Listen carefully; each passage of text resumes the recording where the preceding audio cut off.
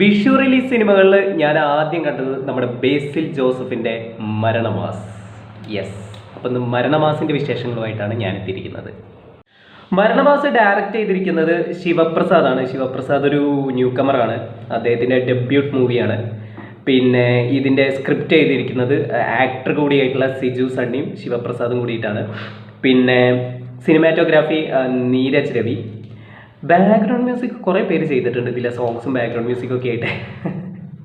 ഇത് പ്രൊഡ്യൂസ് ചെയ്തിരിക്കുന്നത് നമ്മുടെ ടൊവിനോ തോമസും അദ്ദേഹത്തിൻ്റെ ബ്രദറും പിന്നെ കുറച്ച് ഫ്രണ്ട്സും കൂടിയിട്ടാണ് ഈ സിനിമ പ്രൊഡ്യൂസ് ചെയ്തിരിക്കുന്നത്.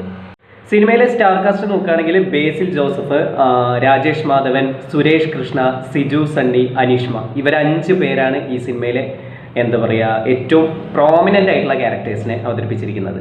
യെസ്, പിന്നെ ബാബു ആൻ്റണി, പിന്നെ സുനിൽ സുഗത, പിന്നെ ഇതിൽ ഏജ്ഡ് ആയിട്ടുള്ള ഒരാളുണ്ട്, ഭയങ്കര പ്രായമായിട്ട് ആളൊരു ഇമ്പോർട്ടൻറ്റ് ക്യാരക്ടറാണ്.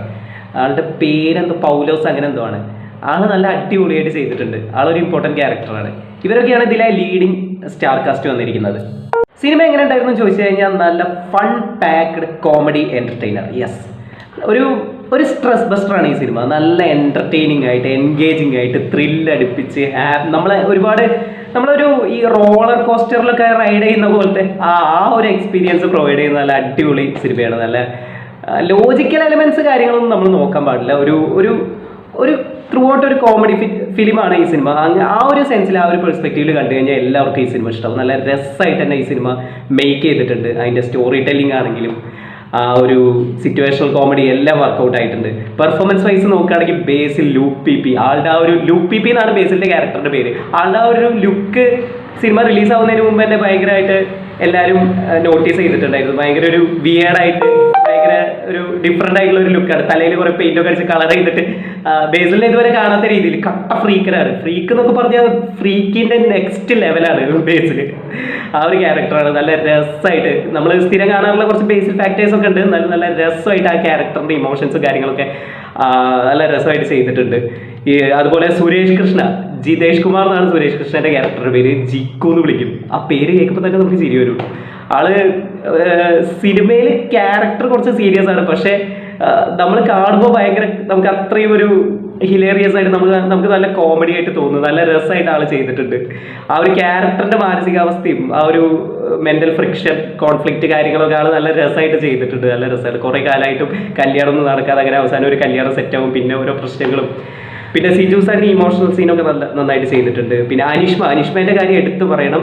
ഇവരുടെ കൂടെ കട്ടയ്ക്ക് പിടിച്ച് നിന്നിട്ടുണ്ട്. നല്ല എന്താ പറയുക, ഒരു അധികം സിനിമകളിലൊന്നും അനീഷ്മ അഭിനയിച്ചിട്ടില്ല, പക്ഷേ ഇമോഷണൽ സീനുകളിലാണെങ്കിലും കോമഡി സീനുകളിലാണെങ്കിലും എല്ലാ സീനുകളിലും നല്ല ഗംഭീരമായിട്ട് ആ ഒരു ജെസ്സി എന്ന് പറയുന്ന ക്യാരക്ടറിന് നല്ല രസമായിട്ട് ചെയ്തിട്ടുണ്ട്. പിന്നെ രാജേഷ് മാധവൻ, ഇതിലൊരു സീരിയൽ കില്ലറുടെ ക്യാരക്ടറാണ് ചെയ്തത്. സീരിയൽ കില്ലർ എന്നൊക്കെ കേൾക്കുമ്പോൾ ഇതൊരു ഇൻവെസ്റ്റിഗേഷൻ ത്രില്ലർ, ഒരു സീറ്റഡ്ജ് ത്രില്ലർ, മിസ്റ്ററി ത്രില്ലർ അങ്ങനെയൊക്കെ വിചാരിക്കും. അങ്ങനെയൊന്നുമില്ല, ട്രാൻസ്പെറൻ്റ് ആണ്. നമുക്ക് ഇതിൻ്റെ ട്രെയിലർ കാണുമ്പോൾ തന്നെ മനസ്സിലാവും ആൾ സീരിയൽ കില്ലറാണ്. പക്ഷേ ആ ഒരു ക്യാരക്ടറിനെ നല്ല ഗംഭീരമായിട്ട് ആൾ കൺസീവ് ചെയ്തിട്ടുണ്ട് രാജേഷ് മാധവൻ.